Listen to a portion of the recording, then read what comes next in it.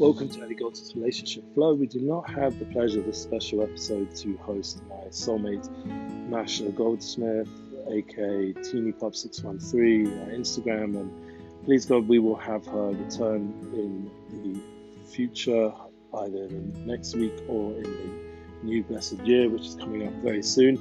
Just a busy time right now, a lot of transition with the kids back to school, and as we've been speaking about, the content is very real and connecting, and you can go back the last, I think, 4 episodes where we began talking, discussing together. It was very exciting for me personally, and I noticed much more listeners, or tripled the listenership, and that's really appreciated. Please keep tuning in.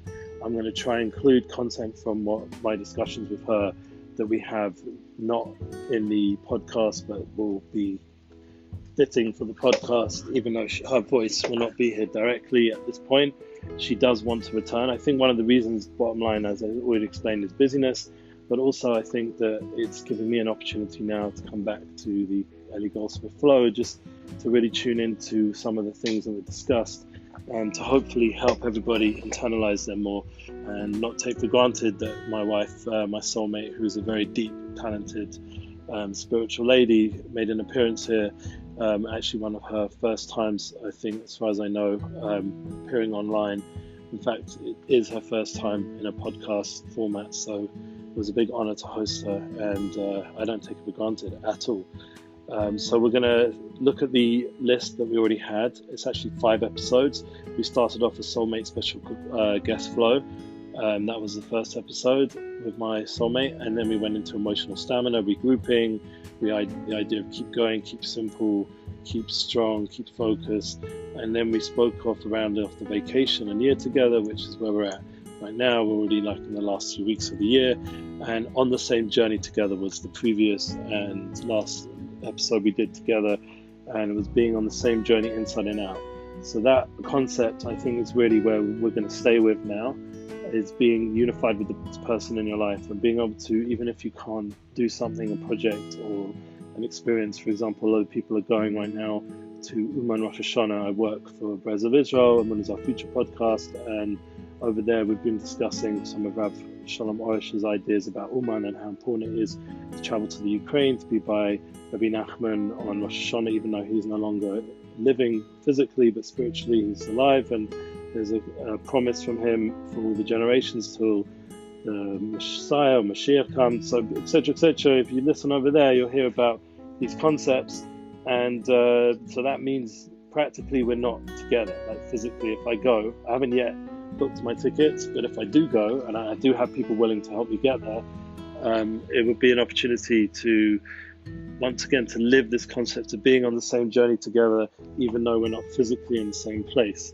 And that's something which is hard for people to understand, but I think this whole Corona challenge experience, this year and a half and more, and I've been talking about this in my Unity Flow podcast and United Souls book, which thank God I pretty much personally finished editing. I just need now an editor to come forth. If anyone wants to help me make that happen, they're welcome to partner with that, and maybe I'll discuss that more in my Unity Flow podcast.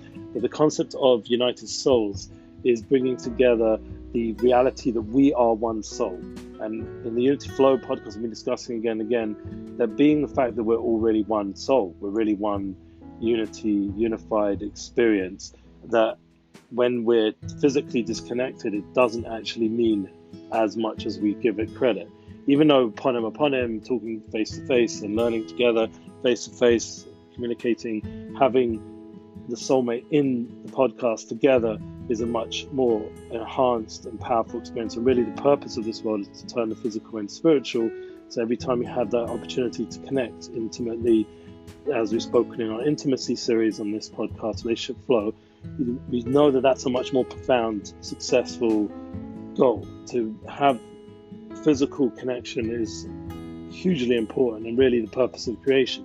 But nevertheless, when you're forced because of circumstances or government mistakes, medical bodies mistakes, or whatever the different fears that are controlling the people and this crazy Corona challenge, that we have the opportunity to now connect on a higher level.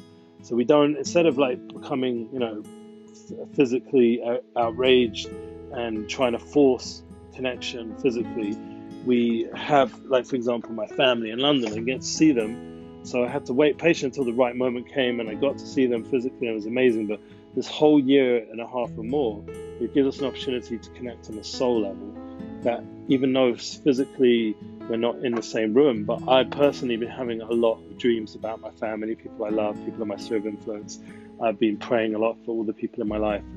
I've been thinking deeply and profoundly about how much I miss them. And in fact, the next 2 weeks, I'm going to be sending out a lot of good Happy New Year, Sweet New Year greetings to everybody. And hopefully that will create some sort of conversation with people on the WhatsApp feeds and all the different ways we communicate.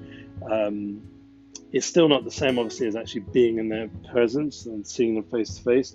But as I was saying before, if we're spiritually connected and we are existing in a physical form, there is some way of connecting beyond than just texting or video chat or this podcast format. There's a way of uniting on a spiritual level. The idea that Rav Arush is pushing everyone on his beautiful teaching of devotion to people for 30 minutes a day to pray for the love of people. This is a very profound concept brought in holy books about the idea that we're all connected to one crown of the King, of our Creator, and that when we pray for the unity and unification of all the different souls, there's a unification takes place on the level of the crown of the King, of the Creator of the world, the one who's bringing in, and the crown represents willing into creation, and that unifies us on that high level all the way back down to here. So there's a tremendous tikkun, a tremendous, people call it tikkun olam, fixing of the world, by just praying and really concerning ourselves on a deep level with everybody. Where we try to fix things physically, which, it can get clumsy, people make mistakes, people have, niggias, they call it, like selfish intentions, and sometimes mistakes take place more than often, unfortunately. But nevertheless, if we're dedicated to our higher purpose and we're focused, we have the power to truly elevate everything in our life, and especially our relationship flow. So even though my wife is not here physically, but we are on the same journey, so we travel together, as it says in the Talmud Devorah, in the palm tree of Deborah. Sounds so silly, but the idea that holy book brings down that when every time the soulmate goes on a journey, that really the Shekhinah goes with him from the other soulmate. They go together really on an inner level. The love and the unification, the soul level, travels with that person. So, for example, someone goes to somewhere like Uman, or they go on a business trip or to honor their parents, like I did recently. They have the opportunity to connect to their purpose, and the soulmate who's one with that other soul is also connected to that purpose. So fine, they're not on that trip, that journey physically, but spiritually we're doing a mission together. So our mission is unified. That's why it's so important to make sure that we're on the same page. As we spoke about, I mentioned in my United Souls course with my wonderful Pulver EDU opportunity to speak there and connect with people, and the Jeff Pulver network there with the Missoula and the show and all the different wonderful things. So I have a course, and you can sign up, and I always put the link hopefully below, or you can just email me for it and sign up directly, because the next one is going to be in another less than 2 weeks. It will be the last of the year, and it's an opportunity to connect in an interactive way with what we're teaching. So one of the points came up was a big praise to Lewis Howes, who recently just ended a relationship, which, funny enough, I actually met with him at the beginning of that relationship, and I told him I'm praying for him. He was in Israel, and I went out my way to meet him at one of his hand volley games, and it was amazing I think it's called handball or something like that, some sort of sport that he was involved with. And I was there in the stadium, and we had a chat, and that was the main point of the conversation, that I'm praying for you to find your soulmate, so you can find that fulfillment in that way, because I know how important it is to me. And he really appreciated that, because he was just beginning a relationship. He's ended that relationship, but he ended it with a profound lesson that he realized on the deepest level. And this is a lesson for everyone who follows Lewis Howes, and he does have a much, much huger following physically than I do, even though, once again, I believe on the soul level, I'm impacting everybody just as much, or if not more, than all these people. Even though physically they have their influence, so there's also the spiritual levels, and I believe that we're influencing each other spiritually all the time. So Lewis Howes is able to give over now, and I think it's a beautiful idea. He was talking about it to a relationship coach, that next woman he meets with, like, he feels is, connected with and could be a potential soulmate for him, because I know he believes in that concept as well. He's not going to be physical with her at least for a year.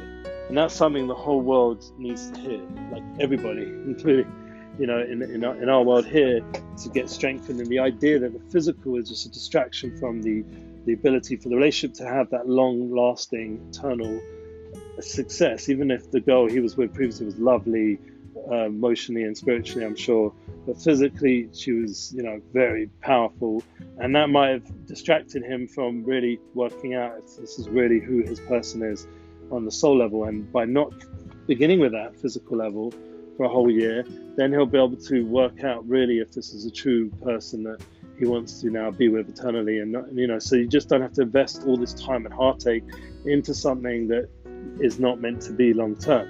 Now, I'm not saying every relationship is going to work out if you do this the right way, which we know spiritually is not to be intimate physically until you've clarified that there's a soul connection, there's an emotional connection, there's a similar value system, there is an attraction, all those good things that we talk about when finding a soulmate. But the point is to be on the same journey together, as we spoke about in the previous podcast when my wife was physically here, that spiritually that has to continue onwards, because you're not always going to be together physically. And that deep soul connection is what gives you a tremendous yearning for each other, tremendous desire, and a deep desire, like to be together. And I remember that was one of the hardest things of all my trips when I went on my tours with Missing Black, Orosh Shalom Orosh, and all these, and some of them were long, like a few weeks at a time. Some of them were often, like sometimes almost the whole month I was away. And I just had this intense, deep need to be back home with my wife and my kids as well, but more importantly, my wife. And that deep need, and it wasn't just the physical, drive, it was the whole essence of a person just needing to be with that other person, spending time, having that date night, having that moment of connection, being able to, touch base. And that needs to be done also on a physical level, but that spiritual bond that you've created is what's binding you to that other person. So now everything you're doing is focused on building the home, is building a bigger future with another person than just yourself. And then you're on a more altruistic, true level of soul, and you're then bringing that to your family and in your sphere of influence, because when you get back, you get to now, with some of the divine abundance you bring, either spiritually or physically, depending where you went, you can now do more charity, or to the community you're in, you can give what you learned or developed on that trip back to the people in your sphere of influence. And